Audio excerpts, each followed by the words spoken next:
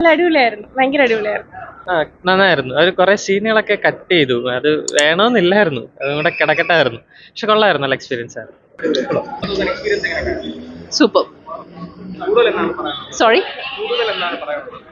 Actually കുറച്ച് ഭാഗം scenes cut ചെയ്തിട്ടുണ്ടായിരുന്നു. But overall theatre experience first time ആയിരുന്നു. ടി വിയിലായിരുന്നു കണ്ടിട്ടുണ്ട്, ടി വിയിൽ മൂവീസിലായിട്ട്. പക്ഷേ കൊള്ളാം. മ്യൂസിക് സൂപ്പർബായിരുന്നു. മോളും നല്ലപോലെ എൻജോയ് ചെയ്തു. നല്ലായിരുന്നു, നല്ലൊരു എക്സ്പീരിയൻസ് ആയിരുന്നു. നിങ്ങൾ യൂട്യൂബിലൊക്കെ ഈ പടം കണ്ടിട്ടുള്ളൂ, തിയേറ്ററിൽ നിന്ന് തന്നെ കാണേണ്ട ഒരു പടമാണ്.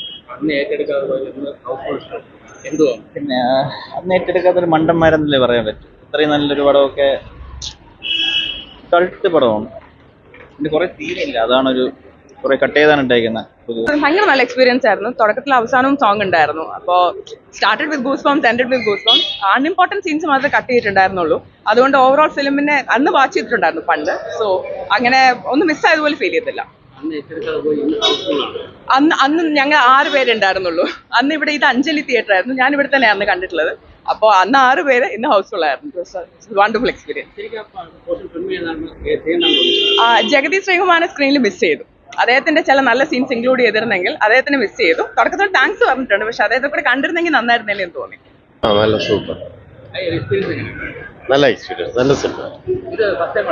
അല്ല, ഞാൻ പണ്ട് കണ്ടിട്ടുള്ള സൂപ്പർ ആയിരിക്കും.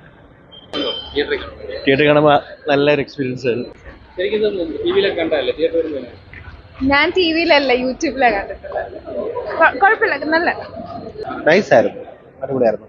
കുറച്ച് സീൻ നമ്മുടെ ജഗദീശന്റെ സീനെല്ലാം കട്ട് ചെയ്തോളൂ, അത് മാത്രമേ പറഞ്ഞ നൈസായിരുന്നു. അയ്യോ, 4K റെസൊല്യൂഷനിൽ അടിപൊളിയായിരുന്നു. സൂപ്പർ എക്സ്പീരിയൻസ് ആയിരുന്നു. നന്നായിരുന്നു. ആ ഭയങ്കര അടിപൊളിയാണ്.